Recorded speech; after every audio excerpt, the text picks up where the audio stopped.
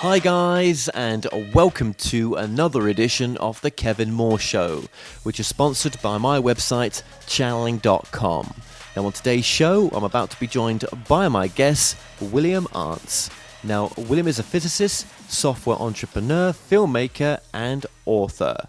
He wrote simulators for the early Star Wars program, created software that the Fortune 500 world runs on, and created what the Bleep Do We Know movie and books. He also co-created the book, The Not So Little Book of Surprises, along with his wife, Deirdre Hayde.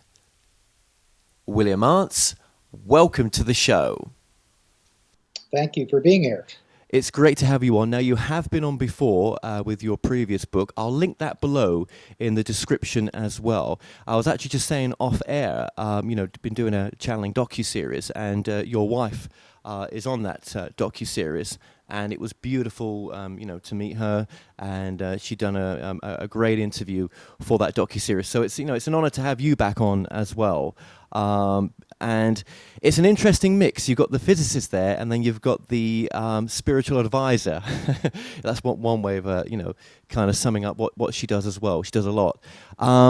So, you guys have been doing this for many years, this type of work. You've done, some amazing, an amazing documentary, What the Bleep. And now you've done this latest book as well. So just tell us a bit about your latest book and why you did it.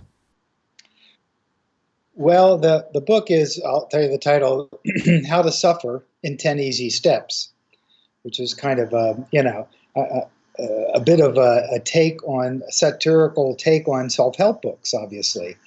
The way that it started, since you talked about my wife Deirdre, it started with her. She was laying on the couch one evening, and her back was out. She was just laying there, and I walked through the living room. I say, "Hey, honey, what are you doing?" And there was no response. And I said, "Well, would you like to go to the kitchen, maybe have some Chardonnay or something?" And she just kind of groaned. I said, "Honey, what are you doing?" She goes, "I just want to lay here and suffer." And I'm like, "What?" Because no one says that. I said, what? She goes, "Yes, I want to perfect my suffering." So I just started to laugh at that. And I said, "Yeah, someone needs to write a self-help book, How to Suffer." And so that was it. And then we just started riffing on it because both of us, we know a lot of people in the self-help business. And so we just started coming up with stuff. Yeah, how to suffer in 10 easy steps. Yeah, there should be a suffering hall of fame. Yeah, and so we started going back and forth for about 10 minutes, coming up with this whole, roast of self-help books. And, after about 10 minutes, she's sitting up. She's kind of laughing now. I'm kind of laughing. We go into the kitchen. She has a Chardonnay, I have something to drink, and we're just still talking about it. And, it was one of those things you think, oh, I'm going to wake up the next day and think, well, that was, what were we smoking? So, okay, and forget about it, right? But a month later, I'm still thinking about this crazy book, How to Suffer in 10 Easy Steps. And so to amuse myself, really, I just started writing it. Just sort of maybe I told it to some friends as kind of a joke. But what happened was I just kept writing. And as I kept writing, I realized more and more about that there was really something here about it. And it's the one thing that we all, and people tend not to address it directly. So, a year and a half later, the book's done, and here we are. Absolutely. And, obviously this is, as you say, a self-help book. There's 10 easy ways. What to begin with? Because there's so much to get into. What are the 10 easy steps to begin with? Well, I'd have to pull out my book. I don't have them memorized. Like one of the easy steps is blame. And let me tell you, the thing about the easy steps is, these are the easy ways in which we suffer. And it must be easy to do it because no one wants to do it, yet everyone does it. So therefore, it must be easy. So the one easy step is blame. And that's an easy step to do. Something happens, you're suffering, someone runs a red light and crashes into your car, or your lover does something horrible or whatever. It's really easy to blame. And if there's no one to blame, you can blame the universe, blame God, blame this, blame that. And it goes on and on. And the thing is, as long as you're blaming, you're pushing everything out there. You're saying it's all happening out there. I'm a victim. There's nothing I can do, which basically disempowers yourself. And now that you're disempowered, you're probably going to wallow in whatever you're suffering about. So that's one of the easy steps. Yeah, I've got a few written down here as well because I took some notes. Obviously, but with because it's there's a lot in this small book. I would say it's quite a nice, easy read as well. But one of them is obviously attachment. That's another one. There is the power of not now. You talk about as well. That was an interesting chapter. Yeah. Yeah. I mean, there's an easy step because, some people, they just get locked into the past. They're always going back in their head about something that happened to them in high school or the big embarrassment there.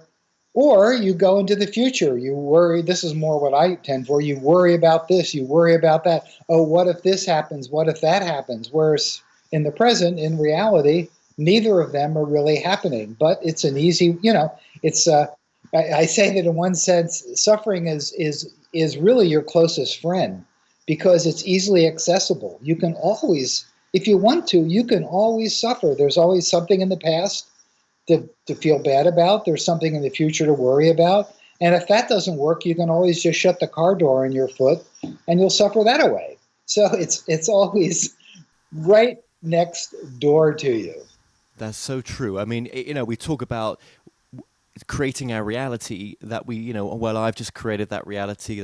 But you can change it, of course. Do you know what I mean? But another blame is sort of the reality that this is the situation we've got. So, what can I do about it kind of thing?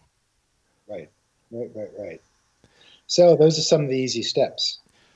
So were you suffering at all when you wrote this book, or had you been suffering? Because, I mean, obviously your career, you've done some amazing documentaries, and one of them was What the Bleep. I mean, did you not find the answers you were looking for to sort of quell your suffering in a sense with doing that documentary? Because a lot of people took something different from that amazing film, but what did you take from it in your journey? Well, from that film, there was a lot of stuff. One was the thing about creating reality, and basically really realizing how much I do create that, and I don't create everything totally. Like, there was a huge fire that almost burned our house down. I didn't create that, and it caused much suffering on that because we thought it had burnt to the ground. So, I got that, and also there was the whole bit about the molecules of emotion and all the neurology, about how you get stuck in patterns, and your neural nets are those patterns, and you keep repeating them, and ways in which to break out of those patterns and change. So that's really what I got from the movie. But as far as this book, what really I got from it was, and I talk about this in the Suffering book, that most people have an idea that if I could create reality the way I want it, across the board, everything, I wouldn't suffer. Life would be great. And I kind of tested that theory. I always wanted to make a movie, always wanted to make a successful movie. I did that. I had 2 successful software companies, startups I wrote all the code for, sold them for millions. So I was successful. I made a lot of money. So these things that I thought I really wanted to do that was going to bring me peace and happiness, I did them. And afterwards, it was good. I'm glad I did them. But it's an illusion to think that if you get everything you want, you're not going to suffer. It's just not true, because life will always bring you something. So in that sense, what that movie showed me was, don't think that by achieving or doing or getting, life is going to be wonderful. It may help. I'm sure it will help, but it's not the answer. The answer is within. Yeah, the answer. Well, that's one of the main messages of the book. Obviously, the answer is within. What is that answer within then? What would you say that voice is? Well, there you go. That's the sort of thing, I'm not just punting on the question, but that's the thing that everyone has to discover for themselves. And one thing that I've been doing recently is that when I am suffering, when I am feeling bad about something, I've started asking the question, who is suffering? I mean, it's like Ramana Maharshi, the famous Indian sage, said, just ask the question, who am I? This is a variation on who am I, saying, who is suffering? Well, is it an idea I have? Is it my physical body? Is it my mental body? Is it my soul, my spirit, whatever they are? Who is actually suffering? And when you, and I mean, most people at first will go, well, I am. Okay, I, and who is that? So it's really a way to use it to probe deeper into the self. And ultimately, that's what everyone has to find for themselves. What do you think?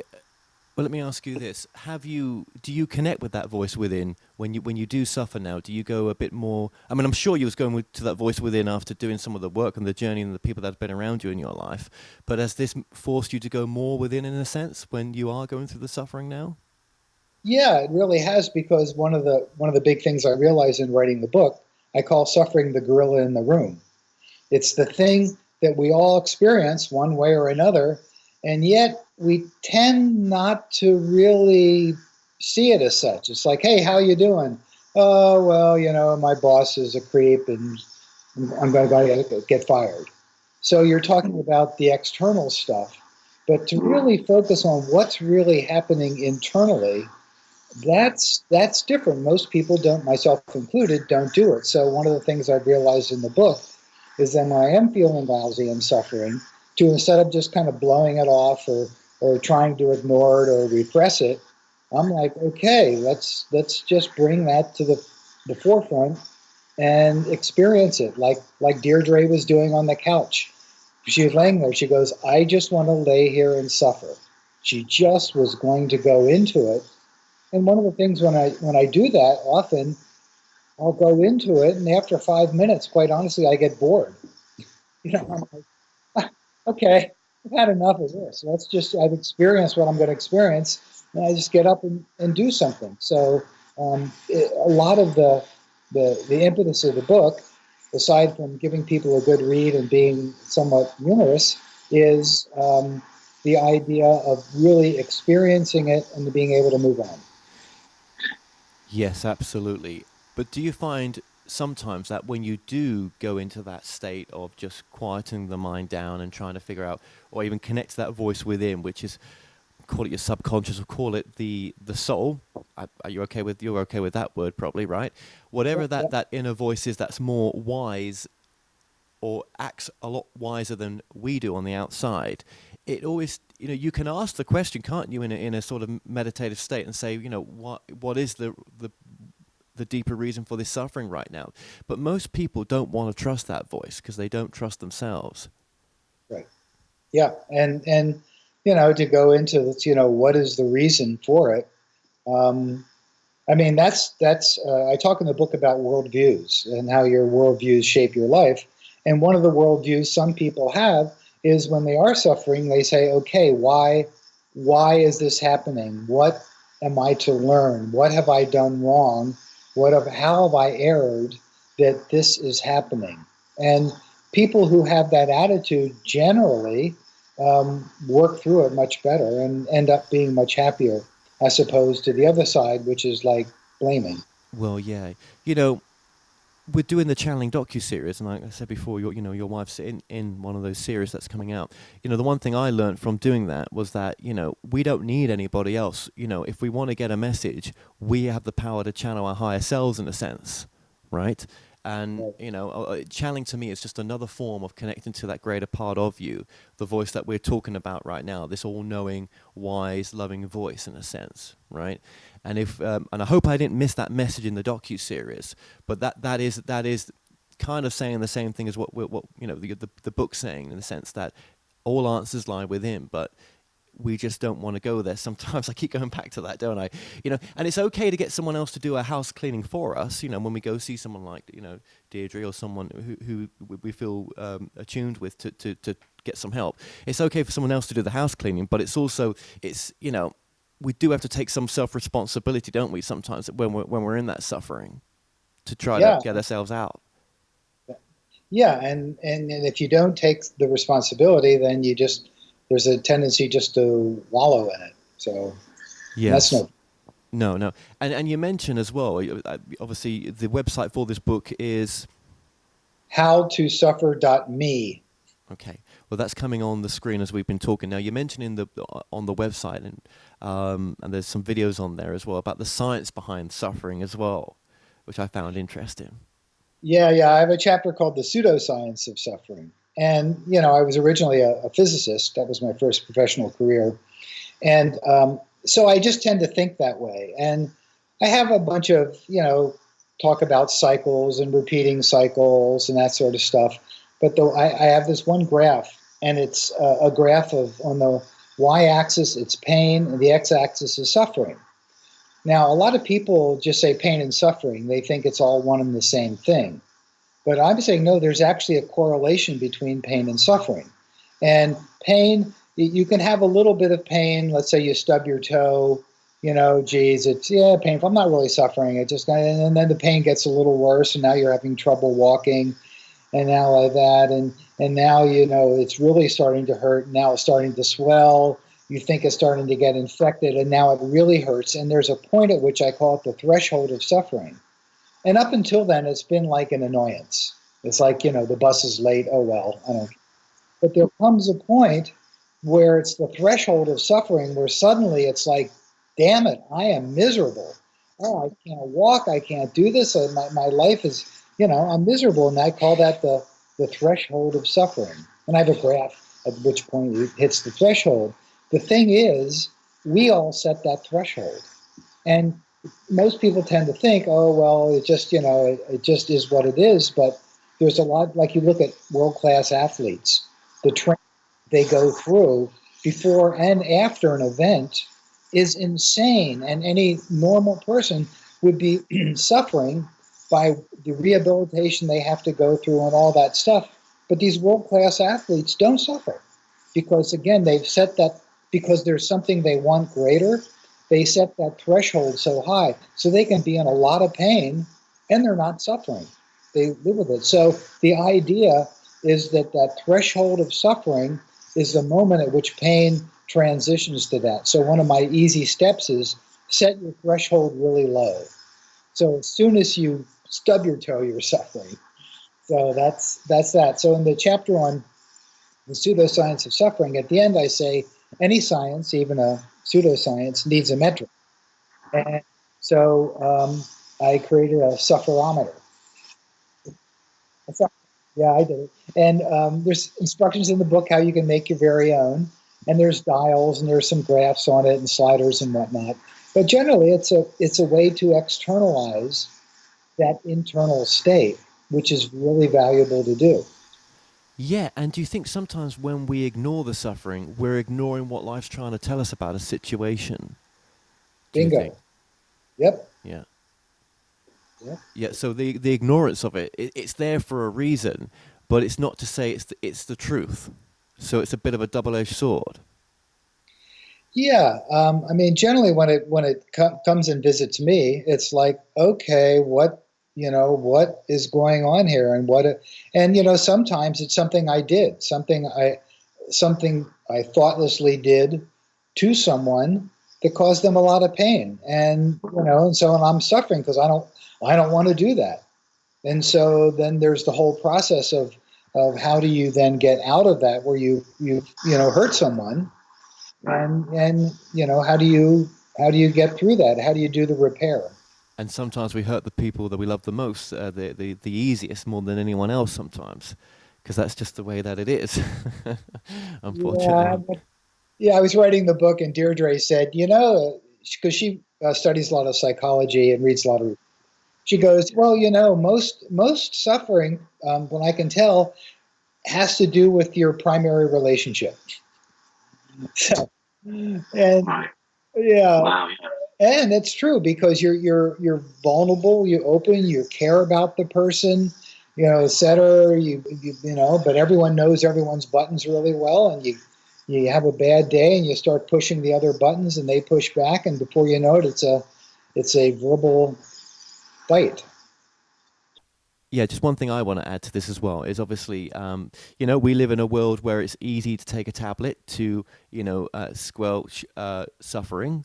And I know that sometimes, we need, with depression, we need to treat the brain. Yeah, it's a mental health illness sometimes, or, or whatever type of, issue that we have. But when we do take the drugs, it kind of helps us to ignore the suffering that was trying to give us the message in the first place.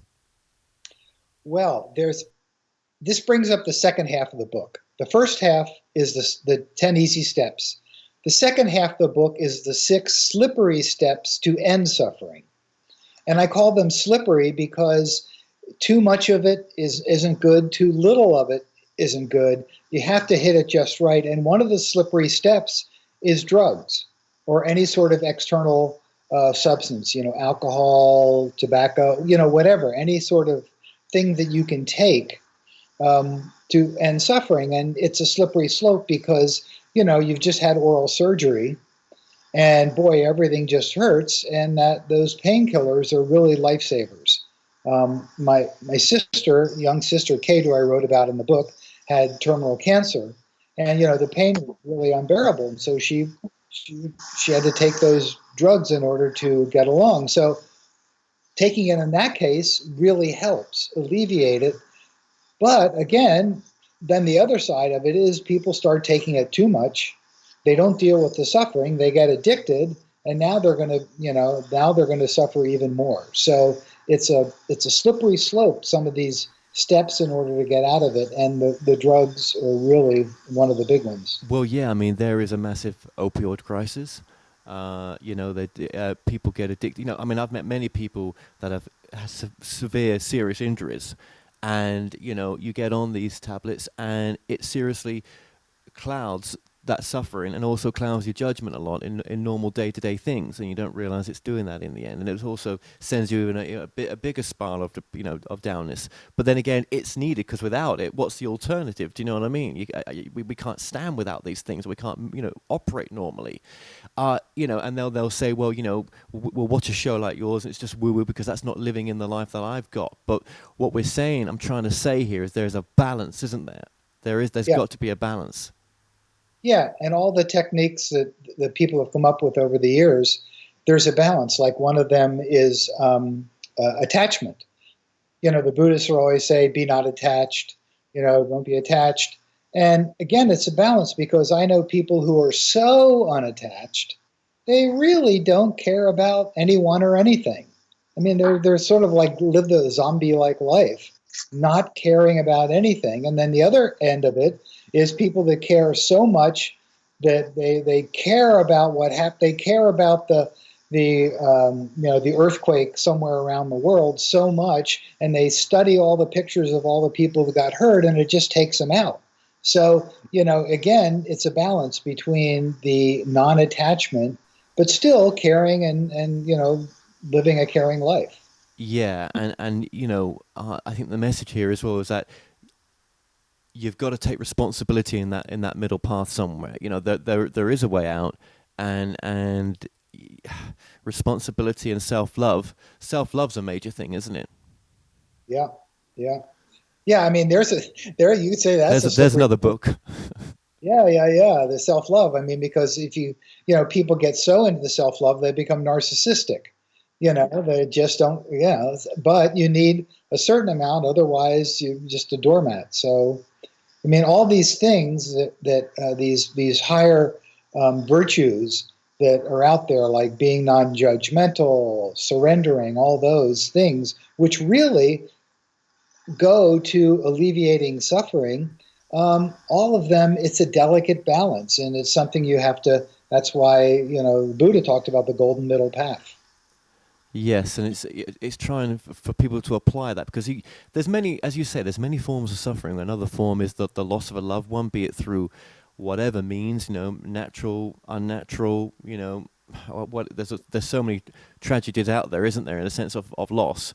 And again, it's just another form of suffering, isn't it, for some people who live with it for the rest of their life. And did they have to live with that suffering for themselves, which was someone else's in the end? Do you know what I mean? Yeah, yeah. I mean, I met some guy a year ago, and his daughter. was murdered. I mean, just a senseless thing. And and I asked him. I said, how are you doing? And he said, I don't think I'm ever going to get over it. I don't think I'm ever going to get over it. Um, and so that's the point at which you start saying, well, you get philosophical. Well, why that happened? I mean, I mean, this whole subject of suffering, it hits such deep things, and it affects so much of what we do and what we try to achieve. Like, for me, trying to, doing my software companies, earning a lot of money, it was so I wouldn't ever suffer lack. I wouldn't ever, worry about paying the rent. So it's this drive to set everything up in your life perfectly so you won't suffer that drives so much of what we do. And yet, it's the gorilla in the room. People don't realize that's why. Well, yeah. I mean, what if you were to lose everything? If even just the fire that you had when I was there last time, it was just incredible to see your property was the only one that survived. And I mean, what if you had lost everything? How would you have applied that type of suffering into what you've gained in your spiritual path as well? Well, that's a theoretical question, of course. You say, well, I'll tell you what I would have done, and as I have no clue. I mean, it's like at that point, I mean, you really get put to it. But the funny thing is, we all are going to lose everything. Everything. We are going to lose everything. That's the end of this journey here. So, um, I don't know. Well, can I That, ask you, are you more unattached now in this latter part of your life? yes, yeah. And part of that is just experience. There's things you can get upset about, and you realize that, well, a week from now, I'm upset right now. I'm just not going to care about this in a week. It's not that big a deal. So, Mm, I mean, mm. that's one way. But then, you always hear about grumpy old men. You know, the thing as you get older, the body doesn't work as well. So, Right. people get grumpy. They start suffering because they can't do what they used to do. With what obviously you've got a lot of options that you could do with your life right now, and you put it into this book, which is a beautiful thing.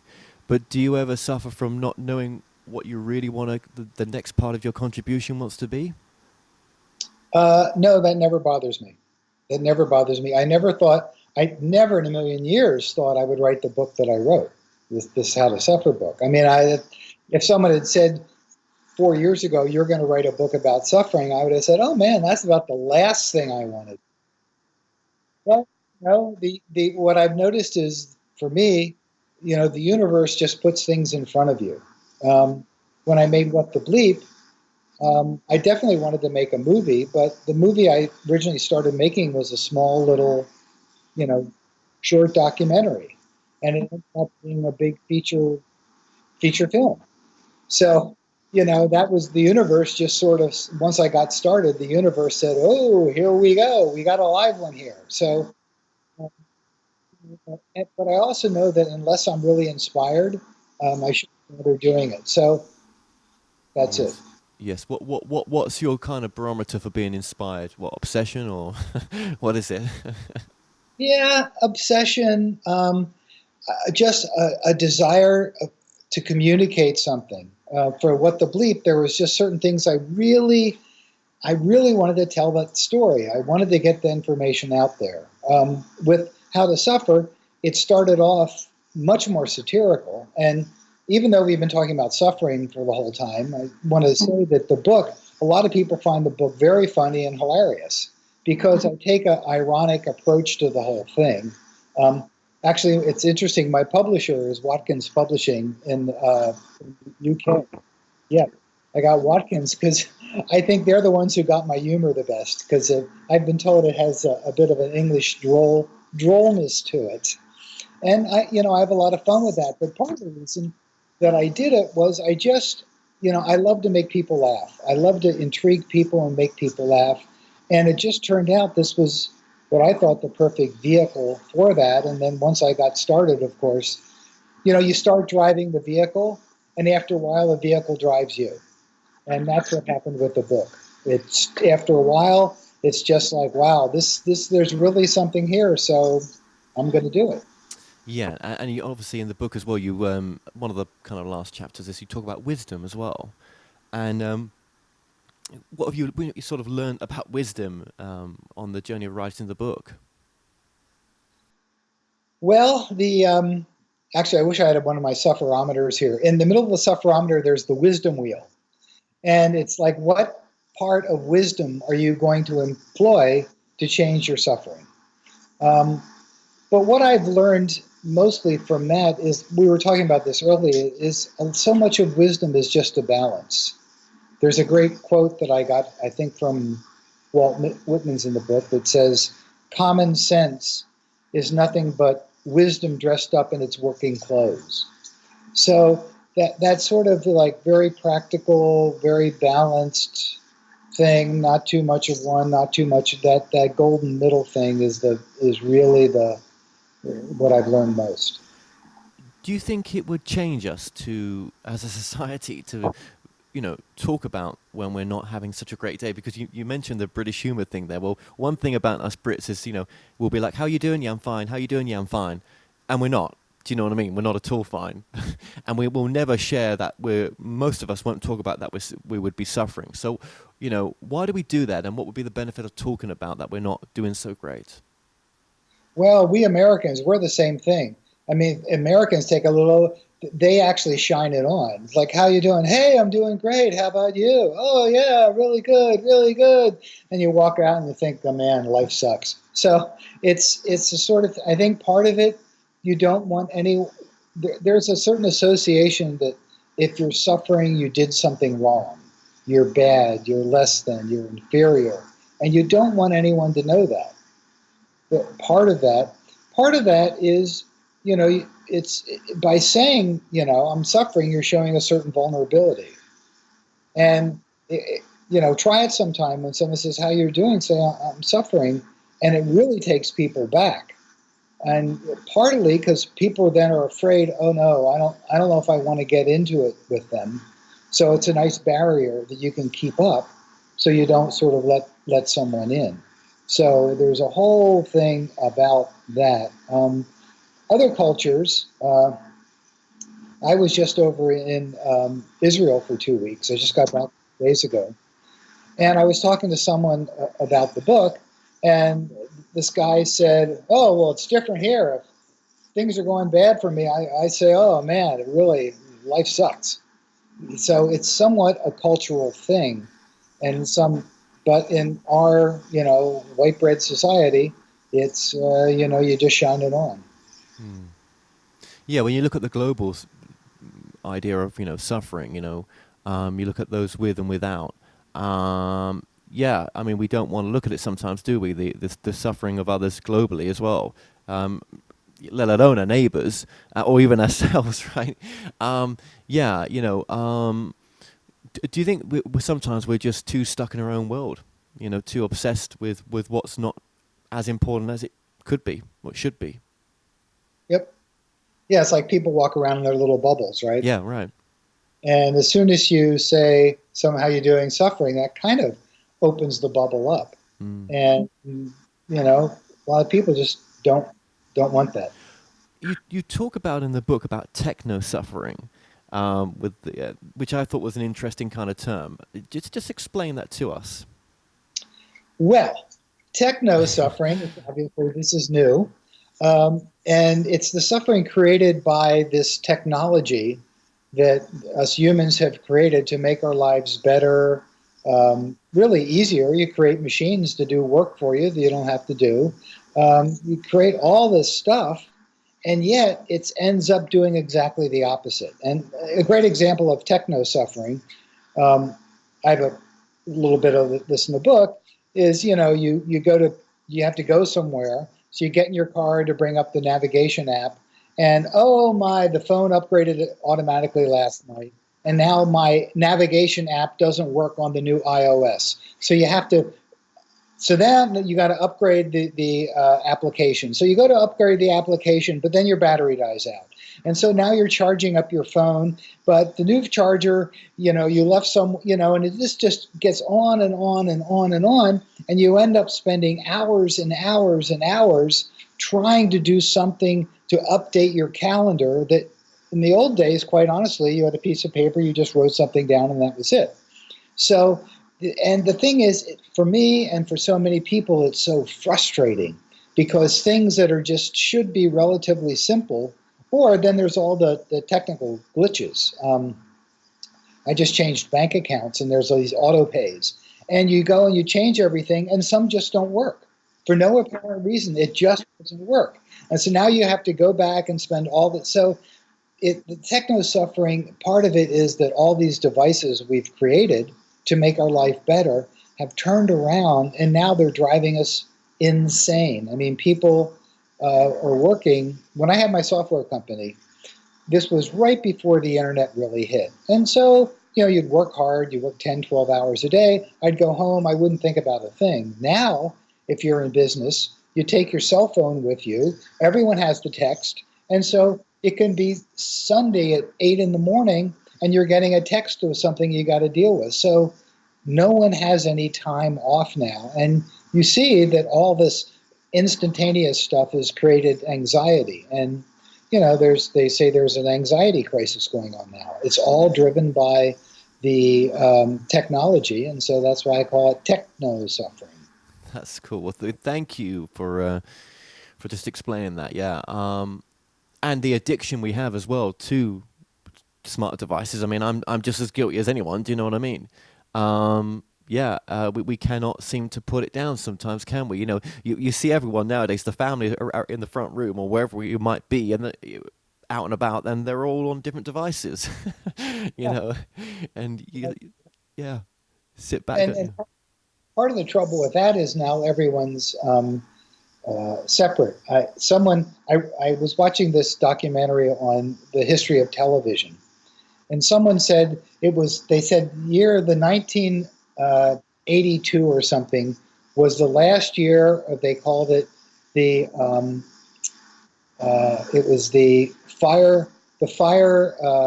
fireplace TV. And they said by the fireplace TV, what they meant was up until then, there was one TV in the house. And so you'd sit around as the whole family and watch shows together. And I certainly did that growing up. But now everyone's got their own device. They've got their own thing. And so that community, that coming together and experiencing something like that is out the window. And, they're finding a lot of studies where this sense of community is something that brings people a lot of peace and happiness. But when everyone's got their own separate little device, that really fragments people horribly. Well, yeah, it's become an easy way to keep the kids happy as well, hasn't it? Oh, they're quiet, they're watching their kids, safe YouTube app on the iPad or whatever. But there is a price to pay for that. I'm sure even for brain development later on. Do you know what I mean? And social, not just social development. Yeah. Yeah, I mean, part of it is, they even say it in Genesis. Even God on the seventh day chilled out. Right. I mean, that's like humans. We need that time to chill out. But the trouble with all this technology and all the options and 200 channels and 50,000 channels on YouTube and, all the stuff, there's always something ringing or donging or beeping or something. And that's it. So, I mean, for me, I often have my cell phone at least 100 feet away from me. And people call me on my cell phone and they say, well, you didn't pick up. I'm like, yeah, I usually don't have it in the same room. Yeah. They just think I'm crazy. But then that's a double-edged sword because, I mean, in a sense, as a documentary maker for yourself, if ever you wanted to do something else in the future, you've now got a direct-to-the-consumer platforms out there that you never had before. I mean, there is a positive side to a lot of this stuff as well. To get your message out there. But it's that balance, isn't it, of being a consumer of it. It's exactly the same thing. There's a balance, and the question is, how much do you let the technology come in and take over your life? And most people are unconscious of it. They don't set boundaries on the technology. So people go to bed at night and the cell phone's right next to them. So that means anyone that has their number can text them and wake them up in the middle of the night. Well, soon they'll be embedded within us, and you know, it will happen. And yeah, we'll be a walking cell phone one day. But we're getting obviously to the end of the interview here. I just want to mention two other things. The one thing I should have mentioned at the earlier part of this interview was you do mention in the book, do nothing about your situation, and I just wanted to talk about that for people who do, when they read the book as well. Just a bit of a heads up. Oh, you do nothing. That's one of my easy steps. Oh, sorry, the easy steps, right. That's one of my easy steps to suffering was do nothing about it. Do nothing, and if you do nothing, you're just basically going to, wallow in it. Now, that's not to say that at a certain point you need to experience it, but even if you're experiencing it, you're doing something about it. You're letting it in, you're feeling it. Like Deirdre laying on the couch, she was experiencing it. But some people just do nothing, and let's say you've done something and hurt someone you care about. Well, they don't do anything about that. They just kind of blow it off. And it's like, no, if you hurt someone, there's a concept of repair. There's things you can do. You work on making it right. And like the 12-step program, they have things on that. You to repair, you ask for your forgiveness, and then you do things to change your behavior so you don't do the same thing. So that way, doing something gets you out of the loop. But if you do nothing, you're just going to stay there. Yeah, I mean that's an important message that we're not saying in this book. We're not saying don't do anything. There is the the steps that you put in here you've got to do something. Now you talk about the last chapter as well, the age of surprise. Just very briefly, what is that chapter?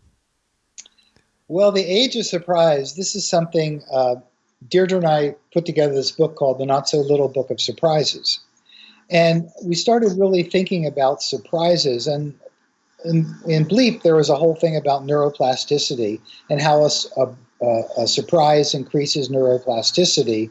And neuroplasticity is really the ability to rewire the brain. So, I said that we are living in the age of surprise now.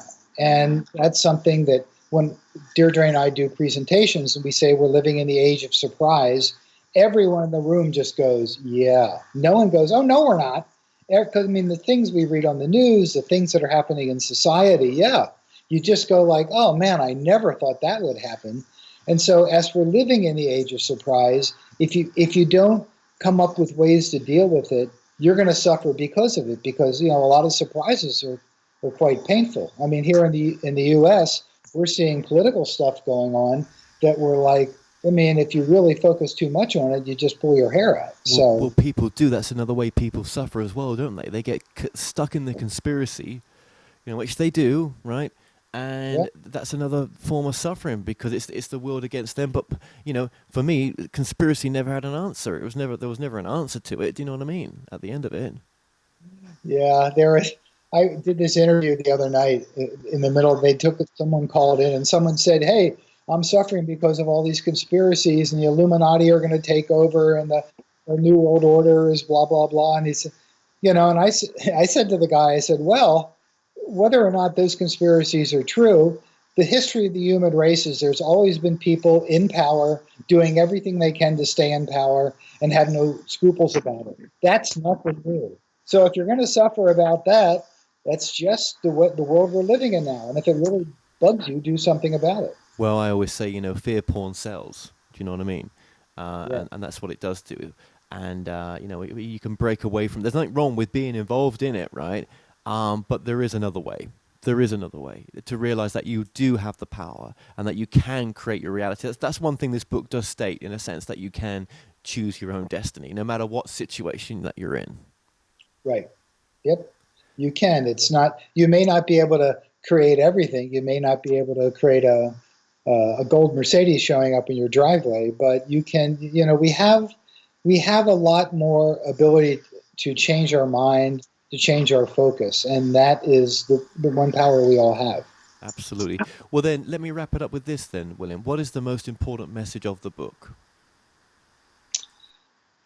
Well, the most important message is just be aware of the gorilla. Aware of the suffering that you're experiencing, and that's really it. And don't be afraid to go, internally to see it and to look at it. I mean, really, it's a pretty simple.